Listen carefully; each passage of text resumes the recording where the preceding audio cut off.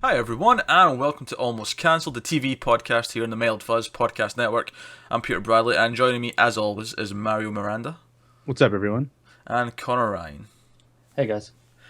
And this week on the show, there's reviews coming up at the end. On the audio version, of course, if you're on YouTube, just clicking the links at the end to go to them. We have reviews for the pilot for Colony, the first episode of the new Mortal Instruments TV show Shadowhunters, which we all loved, of course. And returning is iZombie, so that's episode 10 of that. We've got a review of that up. So that's all coming at the end of the show on the audio version, clicking the links at the end for the YouTube version. But of course, before all that, we have news to talk about, and it's busy news season because the TCAs are going on and everyone's announcing pilots and renewals and pickups and all sorts. So let's get straight into it. But before we get to the actual, the bulk of the news, which is all that stuff, there's a couple of things we need to talk about first. First up, I'm just going to blow through the Golden Globe TV winners. And Best Series, Drama, Mr. Robot won. They chose wisely. Solid choice. It is actually. I usually just kind of roll my eyes at the Golden Globe wins. Mostly. Oh, there are some I rolled my eyes at. Yeah. Oh, no, there is, but usually I roll my eyes at all of them. So this year's an improvement because at least one of them I'm like, oh no, that is. There was a few I remember thinking that was the right choice. Yeah, so that's Best Drama. Best Musical or Comedy was Mozart in the Jungle, which I did not know existed. So That was another one I was watching it, and there was it won a few awards, and I was like, I don't know what this is. I've never even heard of it. Yeah. Best Actor in a Drama went to not Don Draper, to John Hamm for playing Don Draper in Mad Men. Best Actress in a Drama went to Taraji P. Henson for Empire. Best Actor in a Comedy or Musical went to Gael Garcia Bernal for Mozart in the Jungle. I think I nailed that name as well, may I add. Sounded Gael. pretty accurate. But I said Gael. Was it Gael? It's a Spanish name. Okay, well. All right. But you're You cheating butchered it. because you know that language, so let me go. Best Actress in a Comedy Musical is Rachel Bloom for Crazy Ex-Girlfriend. Best Actor for a Miniseries or Television Film is Oscar Isaac for Show Me a Hero. I had not heard of this, but we're familiar with Oscar Isaac. Best Actress for Miniseries or Television Film is Lady Gaga for American Horror Story Hotel, which I wouldn't really count as a miniseries, but whatever. There they are. So She shouldn't win an award for anything. Wasn't she up against Ever. what's her name from Fargo as well? yeah, I also wouldn't count Fargo as a miniseries, No. but hey, they are. To me, an anthology doesn't mean miniseries; it just means it's an anthology. But and then Best Supporting Performance in a Series, Miniseries, or Television Film, basically meaning Best Supporting Role for anything. Christian Slater won for Mr. Robot, so that's pretty cool. He was Another good choice. Supporting Actress was Maura Tierney for The Affair. And then last up, Best Miniseries or Television Film was Wolf Hall, which is not a category that I tend to pay attention to. Although this year they did have Fargo in it, so again, don't agree, but fair enough. Yeah, so that's the Golden Globes. Nothing overly exciting, except Mr. Robot winning. So there you go. Alright, let's move on to some more interesting things. NBC, at their TCA conference, they apparently did some math. Right? They pulled out the calculators. We pull out Connor. That's all you need. Well, no, see, because they've analysed things from 2015. If it was Connor, it'd have been 2014. And that's a joke that's not even about this podcast. Go listen to the 1080-bit video game podcast if you want to hear. You can hear jokes on that topic every single week. Yeah. Because much like I'm doing the news here on this show, Connor does the news on the video games podcast. And Connor decided to give his news from the previous year. Once on one article. It was one time. But that's something that really should happen. It was one time, guys. Just let it go. But yeah, so NBC basically wanted to...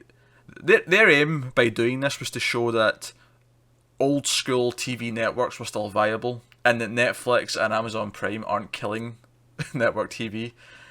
Basically by trying to work out So these are estimates, obviously. This isn't coming from Netflix directly, but they've used a system, which I'm not going to get into the ins and outs of, but they've basically tried to work out what the ratings are for a few Netflix shows. And what they've worked out is that Jessica Jones averaged 4.8 million viewers for all 13 episodes. Which is actually, I mean, they're saying that's not amazing. I would say that's actually pretty good for a cable show. Like all 13, because usually it starts high and drops off. Mm-hmm. So an average of 4.8 for the whole thing is actually pretty solid. Master of None apparently averaged 3.9. Have we got any other cable shows we can compare this against? Not Did at they hand. give anything to compare it now? Nah, not directly anyway. Apparently, Man in the High Castle at Amazon averaged at 2.1.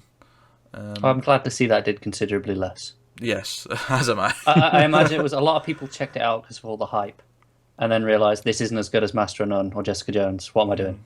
I'd be curious to see Daredevil. Although, interestingly, of course, they're saying that this is Jessica Jones in its first 35 days.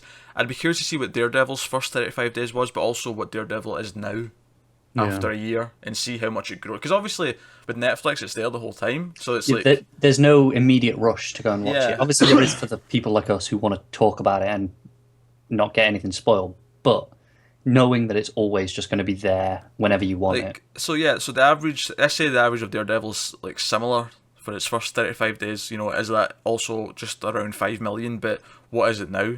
Like, is it 8 million now? Is it 9 million now? 10 even? Like, it could be. It could be silly high, so... Maybe it was so high they didn't want to share it, just because it'll make them look bad. That's actually a very good argument, given that it's given that the point of them doing this was to say that no, we're still relevant. That's a very good point. Actually, they could be choosing to avoid the ones. I wouldn't blame them. I would do the same thing. Is that the list, the full list of the ones they use in their argument? Narcos got 3.2, and that was it. That was all of them. Oh, so they left out House of Cards. Yep, and left it. Daredevil. House of Cards. Orange is the New Black. So all the big guns they left out. Yeah. It's Big surprise, surprise. Well, actually, no. Did they mention Orange is the New Black? Actually. How did that do? That said, though, it doesn't mention it when it launched. It mentions it because when did the Orange is the New Black season 3 hit, or was it 2? Whatever one was this year. Some like March. Oh yeah, because they say they give Orange is the New Black, but they give it for September to December. That's a very unfair figure to give. It is, but the average for that period, for that 3-month period, and when I say average, I mean average, not like the average total for each episode. If you know what I mean, rather than like average per week or whatever, is 644,000, which but that's 6-7 months after it came out. No, well, this is what I'm saying though. That's actually quite good. Well, I mean, 6-7 months after it came out, and only for the small period. Yeah, for a 3-month period to watch how many episodes is that season? 13, I think. Right. So in that 3-month period, 6 months after it launched, there was still that many people watching all 13 episodes. Yeah, that's pretty good. That is actually really good, and that kind of gives credence to our previous conversation. Well, the other thing they don't really factor in is there's no such thing. Well, I guess some people put Netflix in the background, but there's probably less people that just put it on. There's probably more people that are doing it on purpose, like they're completely going out versus TV, which a lot of people just put on whatever. Yeah. I used to do that. I mean, I don't really bother with like doing that anymore, but I mean, when I was younger, I used to do that a lot. Well, before it was on anyway, but now you have to go to Netflix and specifically pick a show. It's not like Netflix is just gonna do whatever it wants. See, now if I'm doing that, I'll put on like a YouTube playlist or something like that. I'll if I want background noise. Yeah, I tend to do a sitcom through Netflix personally. I just imagine one TV screen right off screen from Connor has nothing but Daisy Ridley interviews and clips. You would not believe how accurate you are. Playing 24/7. Yeah, it's. Are you looking at this screen? I'm guessing that it's a wallpaper. That's what he's really got on there. It's just Reddit. It's just Reddit. Reddit has everything. Imagine the wall to his left. It's just pictures. I like the idea that when his girlfriend's over and she's just lying there on the bed looking up at the wall, and it's just nothing but Daisy Ridley. Just how she feels deep inside. Just like the core of her being's just like crushing with every time. Like her soul's dying every time she talks to Connor. He's killing this Jesus poor woman. Christ. He's killing this poor woman with this obsession of someone else. It's actually kind of cruel, Connor. You can have a dick. You barely realize that? How did we get to this? How did we get to talking about how I'm a dick? I feel like we're off topic. No, this is on topic. You being a dick is always on topic. Alright, let's get into all of the news, like all the proper news. Proper news. Proper. Aye. Get in the chopper. Get in the chopper. I was doing an English thing though, fucking Arnold Schwarzenegger. Alright, so first up, Neil Patrick Harris is in talks with Netflix to star as Count, I believe, Olaf in Lemony Snicket's a series of unfortunate events. They're doing a TV show. It's interesting. I have never read the books. I actually surprised. I mean, I've not watched it since it came out, but I remember enjoying the film. Actually, I have read all. However many books? I want to say there's like 12 or 13 of the damn things. I remember thinking it was a fun family sort of kids movie. It's kind of how the books are. Like I read them when I was younger. They're kind of like that. I think that film was like the first three kind of spliced into one film. Yeah, because as in the books, like each book's like them going to one more place and then him showing up to ruin it. Yeah, so pretty much. The movie, like they go to like three places, so that makes sense. Yeah. That could be a good show. Like, I mean, maybe if it's, I mean, it may be too kid aimed for us. It could be that, yeah. But it could find that sweet spot where it's still enjoyable for adults. I don't know. Not for Mario. Mario's not going to enjoy this under no circumstances. Definitely not gonna watch it. But I actually do think Neil Patrick Harris is a good choice for Count Olaf. I agree. I think he could do quite good in it. Like, And even if you say like we're not going to enjoy it, I still think it'd be as long as you can get quality kids TV shows still. Like, yeah, you can. Yeah. But I think he brings the right kind of zaniness, and like I can see him being the over the top evil uncle quite well. But I'm almost basically picturing Dr. Horrible as I'm saying this. You know. yeah, I can see him doing that. Yeah. So that's something Netflix is presumably already ordered, but they're in talks with him to star in. Right, let's get to Fox, because there's a bunch of Fox news coming. First up, Fox has ordered a pilot for a 24 reboot that has nothing to do with Jack Bauer. It's called 24 Legacy. And so there's no Jack Bauer. It's going to keep the format, of course, of 24's real time. Each episode's 1 hour, of the day.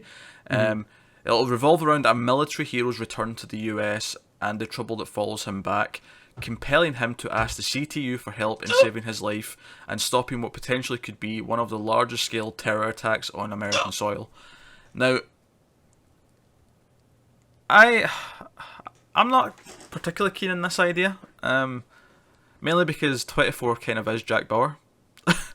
So, as David Hayter pointed It's out, gonna be starring David Hayter. That would be the best. Just imagine. I want to quickly defend this thing because I've never watched 24. I didn't really care enough to bother trying. But for me, the appeal, like the hook, is the format of this is the real time thing. So I think that's the hook of the show itself, not the character, from an outside perspective. in concept, yes, but honestly, having watched like 6 seasons of it, it's more about Jack Bauer. It's he's the action hero, and it's about him being the badass that he is. I would recommend checking it out if you want something just sort of not deep, but just fun and like suspenseful to put on. Yeah, and then John Boyega was in the last mini. Was he? Ah, cool. Yeah, Well, I'll go watch that one, obviously. and didn't even call anyone bruv. But it's actually because of the whole real time thing. It's actually really fun to binge watch. Because it's kind of what it is. It's like it'd be like a day, so it's really addicting and really easy to just watch for like. The only problem is then you feel really guilty when you get through a whole season. You go, I just spent a whole day watching that. I don't know. That's what Sunday's for. If it's that good, That's true. It does dip. Like season 6 was a dip. let's just say that if you find yourself with the loss of use of a hand, arm, maybe put it on, just watch it. and maybe I would have needed my hand to use the mouse to get to it.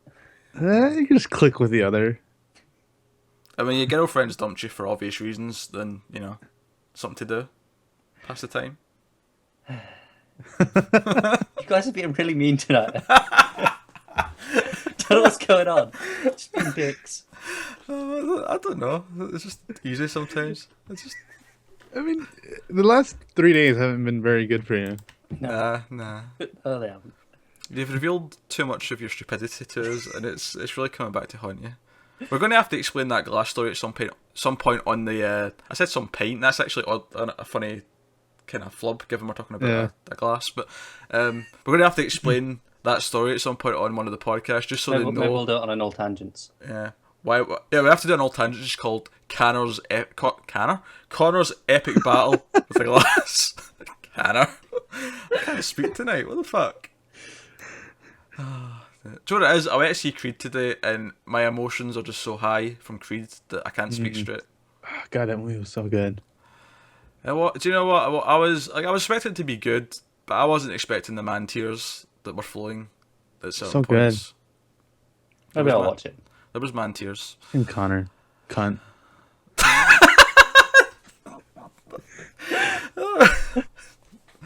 I deserve that one. I did provoke him a bit. Right. Okay. Next up. You always deserve that one. Speaking of things coming back, Prison Break's mini event, so basically the same thing as X-Files, like a 6-episode or so, like comeback. Prison Break has been officially greenlit, with original stars Wentworth Miller and Dominic Purcell coming back. My question for this is, what I said when we first talked about this was, why?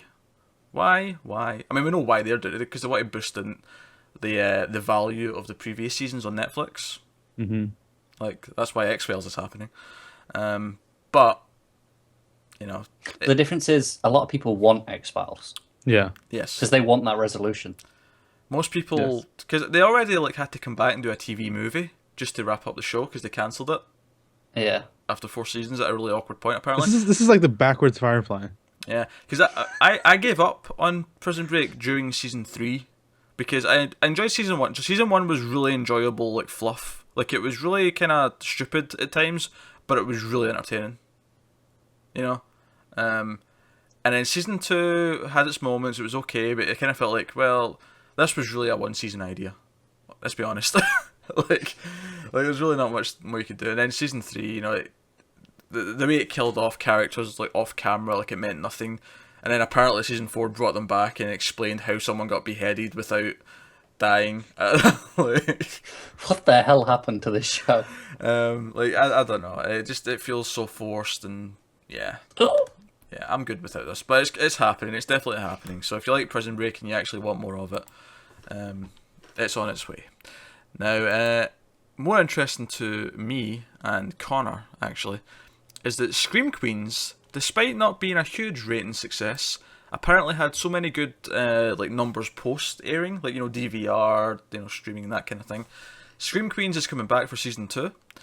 I think this is interesting because it didn't get a back nine. They gave it a 13-episode season. It finished its story, and then we're going to get another 13-episode season next year. I'm okay with that as long as it gives me more Chad Radwell. That's pretty cool. There's no information as to whether we're getting the characters back. That's the thing. If it doesn't have Chad Radwell, I'm going to be disappointed. So will I. I mean, we'll still watch it, obviously. We'll still try it, but yeah, it's going to be set in a hospital. That's basically all they tell us, is that season 2 will be set in a hospital and explore new stuff.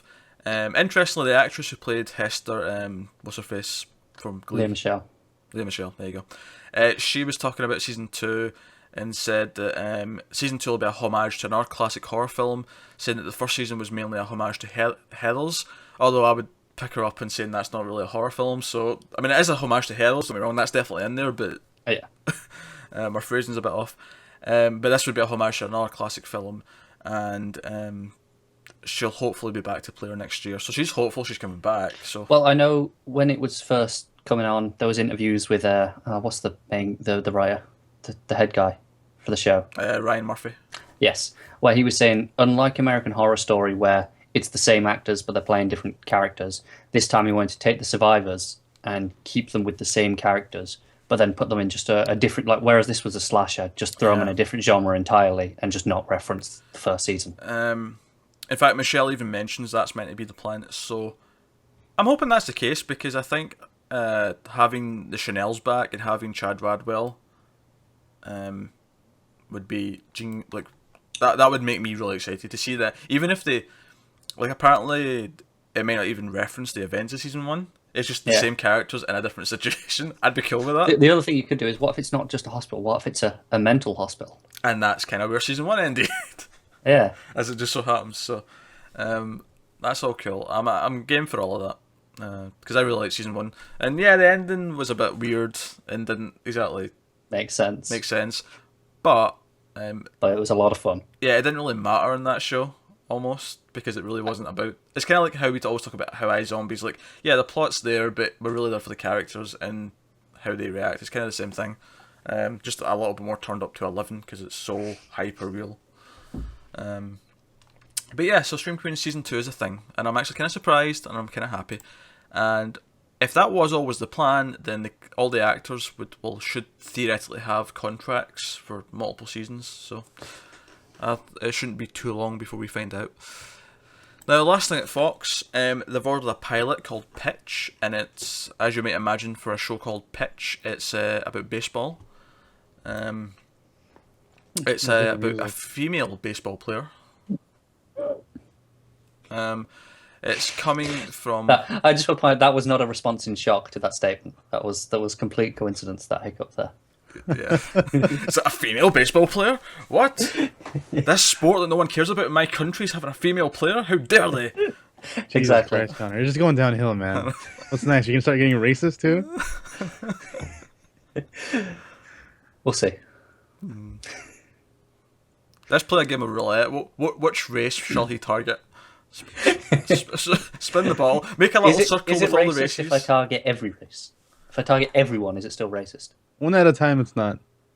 Okay. Right. Yeah, I always say I'm not. I don't discriminate. I hate everyone equally. So that should be Mario's motto, I feel. Oh yeah, definitely. Yeah. You say that like I haven't said that already at some point in my life. Oh dear. All right. Yeah. So Pitch. It will tell the story of a young female pitcher who defies the odds when she becomes the first woman to play in the major leagues. So I assume that means she joins the male. Like I'm assuming there's not a female league, and she just joins the regular baseball league. Interesting. It's like Jackie Robinson, but with a female. Yeah. It says it's a drama, so it's going to be an hour long. I mean, I have no reason to think this will be bad or good. I mean, I think the premise is fine. Yeah, you can go either way. Yeah, just depends on the quality of the writing and so on. So that's one of the new things you can look forward to this fall. All right. Next up, NBC has ordered a show called Good Place. And it's not ordered a pilot, it's actually went straight to series. It's ordered 13 episodes of Good Place. It will star Kristen Bell and Ted Danson. And it is from one of the writers of Parks and Recreation. And Brooklyn Nine-Nine as well. And Brooklyn Nine-Nine. So, all this sounds good to me. I like both of those actors. I like those shows. This is all good. So, Good Place, what's that about then? So, Kristen Bell stars as Eleanor, is a woman from New Jersey who comes to realise that she hasn't been a very good person. She decides to turn over a new leaf by learning what it actually means to be good or bad, and then trying to make up for her past behaviour. Danson will play Michael, who through an unlikely set of circumstances comes to be Eleanor's guide through her self-designed, self-improvement course. So, yeah, I mean, I always say that comedy, like, premises should be simple. Yeah. Because it should be the characters that make it funny. Right. So, and it's got good talent attached to it. Yeah. So. I'm liking all the names that are attached to it. And Danson was great to see in Fargo this year, so I'm glad he's popping back up again. So, that's great. Sounds good. Alright, next up, Netflix has ordered a show called Haters Back Off. And it's based on a YouTube star. Sounds great. I can see the hatred forming in Mario's eyes at the minute. It's based on YouTube star Miranda Sings. Now, the interesting thing about this is that Miranda Sings is actually fictional. The person behind it is named Colleen Bollinger Evans, and she plays like a character on like her basically a YouTube vlog kind of thing.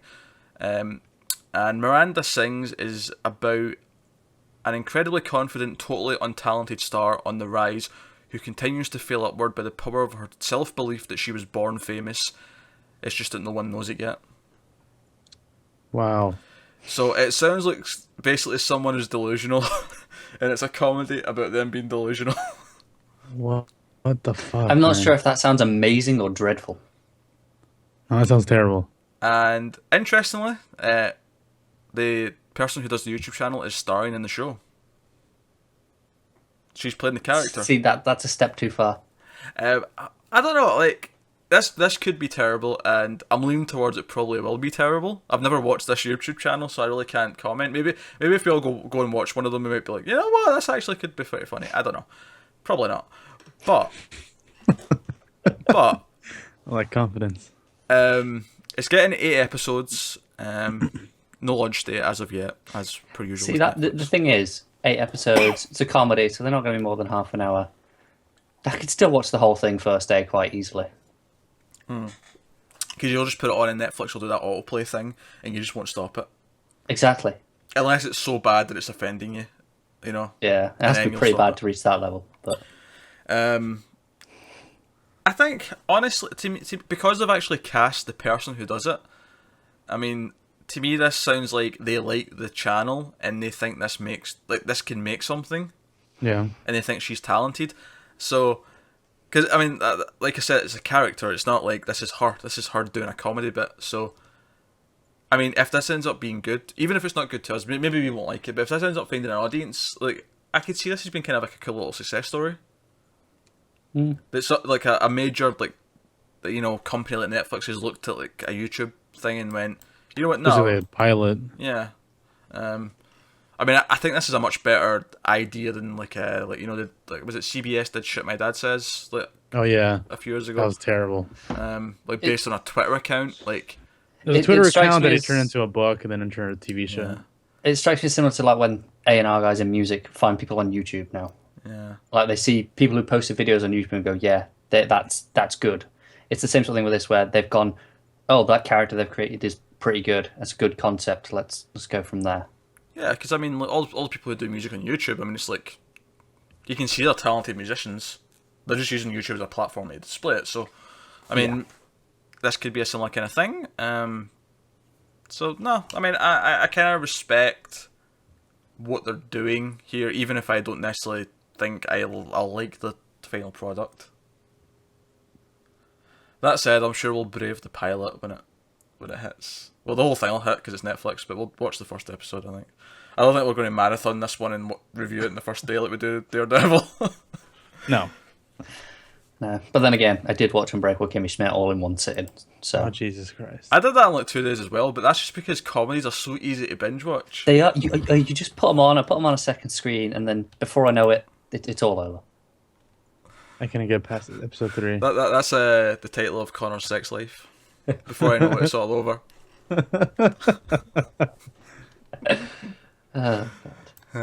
Dear. I haven't been mean to you tonight. I don't know. You really are. What's going on? Tomorrow is payback time. What you think? Just I because you're don't the know. host tomorrow, that you Yeah, get to yeah. be the one cracking the jokes? Yeah, when That's it's my assuming show. you don't make some kind of mistake, Connor.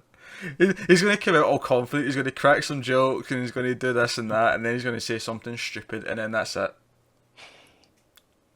He's going to be the Pretty prick much. of the whole thing. All right. USA Network has ordered a new show, and because they did Mr. Robot, we're actually going to pay attention to what they're ordering. USA Network has ordered a TV show called Falling Water. It's going to be produced by Gail Ann Hurd. Gail Ann Hurd, of course, was a big movie producer in the 80s. She did a lot of James Cameron's early films. She most recently on TV, she did the Walking Dead shows. But that's not to speak to quality. She is just a producer. Not to diminish producers, but you know what I mean. She's not the one writing the show or anything like that. Right. Falling Water. So that's actually quite a long description. So bear with me. Falling Water revolves around 3 strangers who realise they are dreaming separate parts of the same dream that has big implications for each of their lives.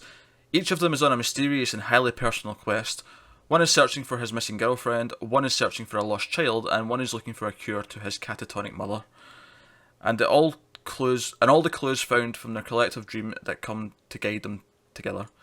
The deeper they dig, though, the more they come to realise that their missions touch on stakes that are much larger than their individual agendas, and that their visions found in their common dream just might hold the key to the fate of the world.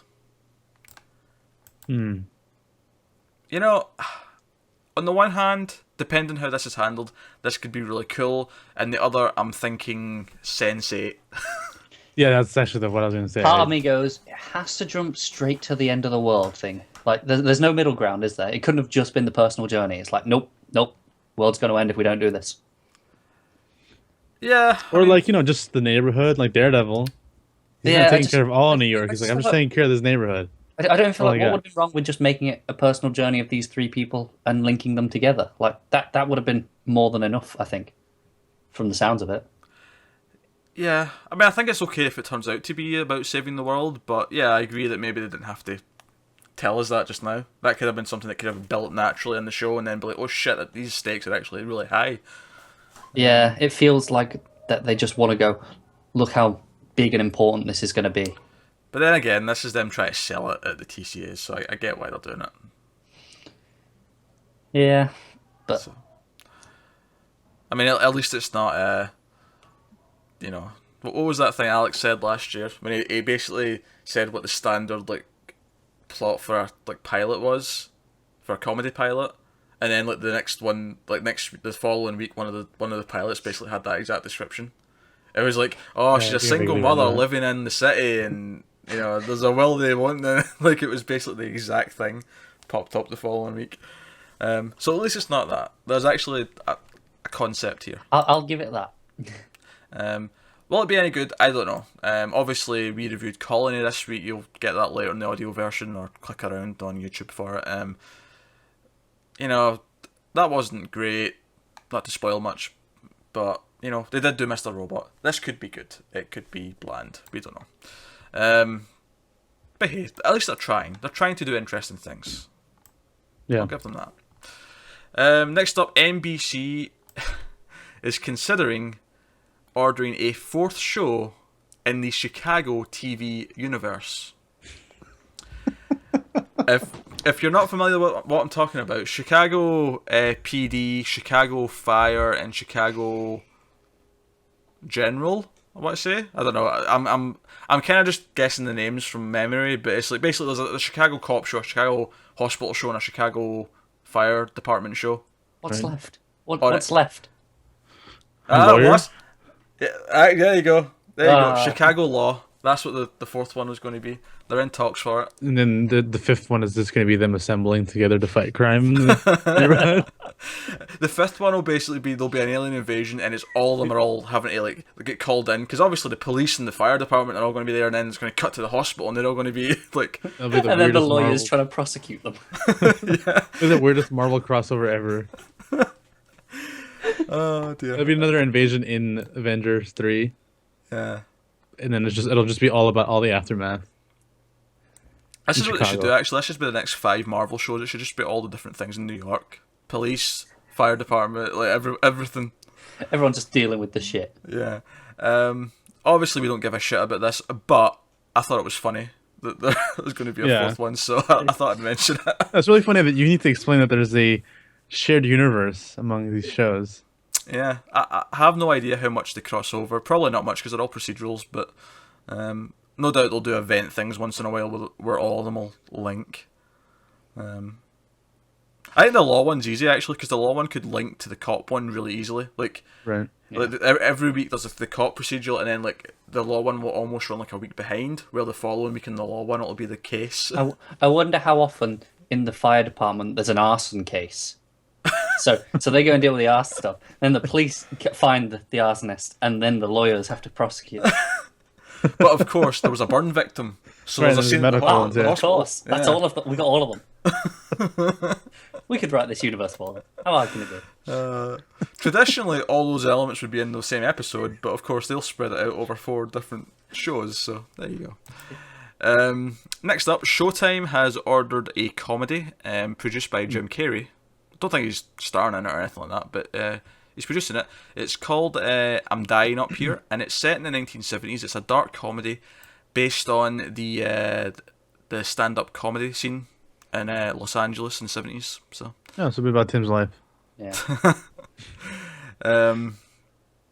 yeah, it says it's going to delve into the inspired and damaged psyches of the hilarious but complex business of making the audience laugh. Could be good. I think it sounds fine. Yeah. I could see that. I could actually see this having a very similar tone to Masters of None, depending on how they do it. Yeah. Yeah. Be interested to see how they cast in that. So expect lots of 70s hair and mustaches, I would imagine. I wonder if they'll cast them as actual like comedians who were there at that time, like. Well, they might, yeah. Or Or if they'll just- real Yeah, like people I don't narrative. know who was on that circuit at that time. Like I don't know. Belushi and stuff like that, maybe. I don't know. Like, I maybe. don't know. like Yeah. the Goat Man, Tim Vargulish. Yeah, exactly. yeah, even Bill Murray might have been. I don't know if he was in LA. Like, I don't know enough about Mike. That's something I don't know about that. Yeah, but they were definitely like obviously doing that in the 70s because they were all sort of becoming actors and stuff in the early 80s and late 70s. I wonder if they'll Right. take those sorts of names and use them as the characters rather than just. But then I'm thinking about it. Saturday Night Live, that's like in New York, isn't it? And most of those guys Yeah. were doing that like in the late 70s. So I don't know if they fit into that scene. It's true. I'm sure there's some people who are. Yeah, I mean, I don't know. Maybe, Names. maybe they will. Maybe it'll just be like new characters. Yeah. But I can see them like casting like comedian actors who are, prominent in some of the Yeah. roles. I can see them Yeah. doing that. So no, it could be cool. So that's coming from Showtime. And speaking of Showtime, just a quick one for Mario. Shameless has been renewed for season 7. Yep. Happy. Well, I'm waiting for it to actually start this season. We got the first episode, and then like the second episode's like 3 weeks later for some reason. That's because they put the first episode for free All right. on So, the website, so it's like gives people like a chance to check it out. that makes sense for them though, because they're a pay TV. Right. So it makes sense for them to do something like Try that. to hook someone up and then try to get them to call Yeah. the cable provider and get the Yeah, it's just like LSD. You give someone the first tip no, for it's free. just like hard drugs. You give them the first taste for free, and then do you want more? Oh, I'm sorry, is LSD not hard enough for you? I'm just saying hard drugs in general. It was just like you were correcting me. No, hard drugs. You give them a hard drug. Yeah, Tim just calls it a regular Friday night. That's not hard drugs. LSD. Oh, jeez. I've got a feeling he's made a joke somewhere about an LSD TV. I feel like I know Tim well enough to know that he's made that joke somewhere. Right. Okay. So next up, ABC has ordered a couple of comedy pilots, and maybe it's just me, but both of these sound really depressing and not that funny. Right. So tell me what you think. Right. So the first one is called Peril. Right. That's not a immediately Not a good happy start. name. Yeah. Well, it's the name Pearl. Maybe my accent's adding an extra syllable to make it sound like it's Peril, but it's Pearl as in the name Pearl. Oh, okay. No, it did sound more like Peril. Yeah, well, I find it hard to say. I need to put an extra vowel to say it properly. I think if that's the case, you should actually tell us that, because that just sounded like this is going to be really just full of danger. Well, It might be. Pearl. See, I feel like when I say Pearl, it just sounds like a noise. It just sounds like I'm That's how everybody else says it. Pearl. You're fine. Pearl. It sounds like you're trying to put on an American accent. Well, I am now because that's how I can say it. Pearl. Yeah, it was like when I first spoke to, I think it was Alan. I said the word mirror, and he didn't know what I was saying, so I had to say it in an American accent, so he knew what word I was saying. Mirror. Well, I can't do that. Anyway, so Pearl is is about a larger-than-life family matriarch who finds out that she has cancer and becomes intent on controlling and orchestrating every aspect of her family's life before she dies. Hilarious. That sounds sinister as fuck. Hilarity will ensue. Yeah, cancer is always a good way to start. Cancer controlling your family. I know. Dear. The second one is called Speechless. And the comedy is about a family with special needs child that is good at dealing with challenges. She's excellent creating new ones. Yeah, So- that sounds like One of them is about someone who's got cancer and is dying, and the other one is about a special needs child. That one sounds like if they verge on stereotypes, could be extremely offensive. Yeah, that's a good point. Yeah, this one could be very offensive. I don't know. I feel like they're walking in a minefield here, especially that second one. Especially if they're relying on that for the comedy. Yeah. Like people might feel like they're using that as not in a nice way. I feel like both of these they should be really like depressing dramas, not sitcoms. Yeah. At least with the first one, I can kind of see it a bit. Also, it's worth pointing out that both of these are written or show ran by former Friends writers. Pearl's from Andrew Reich and Speechless is from Scott Silveri, who both worked on Friends. Was anybody on Friends dying of like cancer and had special needs? No. But someone on Firefly was. You just never found out because it got cancelled. Did you know this, Mario? No, someone had. Which part? Someone was dying of cancer, or someone had special needs? Someone was dying of cancer. Okay. An argument could be made for Jane, but someone was dying of cancer. I guess that's true. Who was it? Anara. Ah. Apparently, Joss Whedon spoke multiple times that she was actually dying the entire time the show was on, and that was going to be like a plotline later on.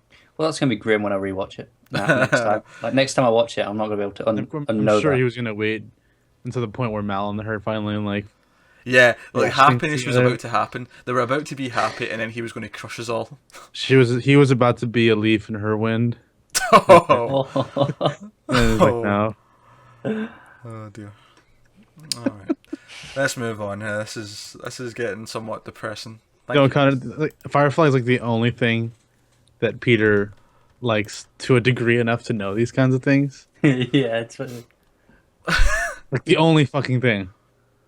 Yeah, I've never heard him pull out facts from like beyond the source material before of things like that. Well, the only reason why I think that applies is because it was cancelled and because there is an interest. Because Joss had like a 5-season plan.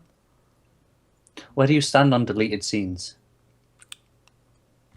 I'll watch them out canon? of curiosity when I've got the disc. If there's something in there that adds to a level, would that count as like that? That's part of the canon, or would you go, nah, it didn't make the cut, it doesn't count? Honestly, I've never seen a deleted scene that has something interesting enough that it really matters either way. They're usually quite, See, I only mentioned that because I saw a Star Wars one earlier, which obviously I'm not going to say, but yeah. that had implications. So maybe wonder how you'd But consider then, that. you wonder, did they delete it because they decided they didn't want to imply that? Yeah, or did they delete it just for the usual reasons? Yeah. So that's the kind of thing, you can't really say if it's canon or not yet, until they actually... But it was written and filmed, so you go, maybe. Yeah, but they have the right to change their minds before it's locked, so... It's true. So I would say that deleted scenes are not canon, especially if it's something they've decided to contradict later. Unless it's explicitly said by the creator. Yeah. Yeah. Like if Whedon comes out and says, I deleted scene because we're canceled. It was supposed to be canon. I was just going to bring it up later. Yeah. Yeah, it's kind of like the deleted scenes for the Avengers, for example. I know we're going off a bit off track, but example, there's a whole subplot in that where Cap is dealing with modern life, and there's a scene where he's sitting looking up at the Avengers, it's the Stark Tower, and the waitress he saves later on, who played Ellie in The Last of Us, and Ashley, what's her name? She was Angelica on Rugrats. Come on. I literally read this 10 minutes before we started. Damn it. Anyway, her the waitress he saves at the end is actually someone that he's ran into earlier in the film, right? Yeah. That's deleted scenes, and to me that it might as well be canon. It doesn't contradict anything that's in anything, but it's not in the movie, so it's like, well, whatever. Doesn't really matter. See, I think that's where you differ to me and Mara. We go, oh look, that adds more to this scene now. So now when I rewatch it and see it's got more depth to it, and we kind of sort of count that. Yeah, but the only thing he cares about is Firefly. Enough to do that with. That's it. It's true. That's it. Well, no, but the thing is, the things I mentioned with Firefly, that, and then the thing about books past, right? You know, shit. yeah, I won't spoil it, but the thing about books past though is that's true. You can tell when you watch the series that's true.